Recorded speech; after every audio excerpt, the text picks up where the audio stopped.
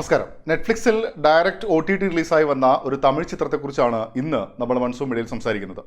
ശശികാന്ത് സംവിധാനം ചെയ്ത് മാധവൻ, നയൻതാര, സിദ്ധാർത്ഥ്, മീര ജാസ്മിൻ തുടങ്ങിയവർ പ്രധാന വേഷങ്ങളിലെത്തിയ ടെസ്റ്റ്.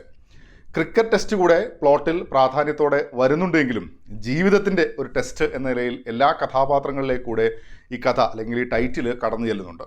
3 പ്രധാന കഥാപാത്രങ്ങളെ കേന്ദ്രീകരിച്ചാണ് ഈ ചിത്രം മുന്നോട്ട് പോകുന്നത്. ഇന്ത്യൻ ക്രിക്കറ്ററായ അർജുൻ ഇപ്പോൾ നല്ല ഫോമിലല്ല എന്നൊരു പ്രഷറിലാണ് നിൽക്കുന്നതും. വരാൻ പോകുന്ന ഇന്ത്യ-പാകിസ്ഥാൻ മത്സരത്തിൽ അർജുന് മത്സരിക്കാൻ സാധിക്കുമോ എന്നൊരു സംശയം കൂടെയുണ്ട്.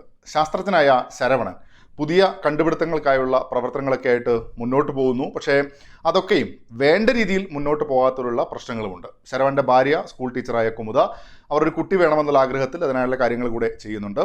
അർജുൻ്റെ മകനെ പഠിപ്പിക്കുന്നു. അർജുനെ നേരത്തെ തന്നെ അറിയാവുന്ന വ്യക്തി കൂടെയാണ് കുമുദ.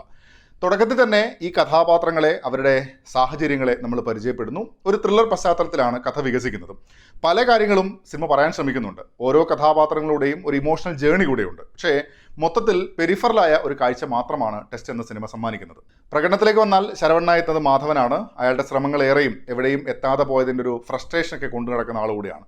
തുടക്കത്തിൽ തന്നെ ആ കഥാപാത്രത്തിൻ്റെ ഒരു അവസ്ഥ പ്രേക്ഷകരുമായി കൃത്യമായി കമ്മ്യൂണിക്കേറ്റ് ചെയ്യുന്നതിൽ അദ്ദേഹം വിജയിക്കുന്നുമുണ്ട്. പോകെ പോകെ ആ കഥാപാത്രത്തിനുണ്ടാകുന്ന മാറ്റങ്ങളെ, ട്രാൻസിഷൻസ്, ആ സാഹചര്യങ്ങളെ അത്ര മികച്ച രീതിയിൽ കൺവിൻസിംഗ് ആയി സ്ക്രീനിൽ കൊണ്ടുവരാൻ സാധിച്ചില്ല എന്നാണ് എനിക്ക് അനുഭവപ്പെട്ടത്. പലയിടത്തും ഒരു ആർട്ടിഫിഷ്യൽ എന്ന നിലയിൽ തന്നെ അനുഭവപ്പെട്ടു.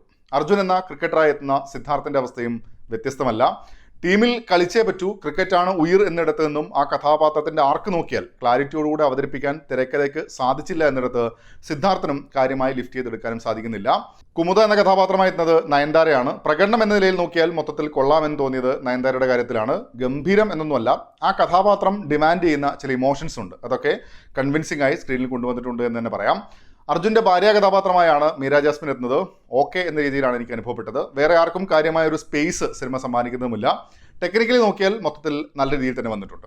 തുടക്കത്തിൽ ഞാൻ സൂചിപ്പിച്ചല്ലോ, 3 കഥാപാത്രങ്ങളും അവരുടെ സാഹചര്യങ്ങളും. അതിൽ നിന്നും മുന്നോട്ട് പോകുന്നു. പുതിയ സംഭവങ്ങൾ കൂടെ വരുന്നു.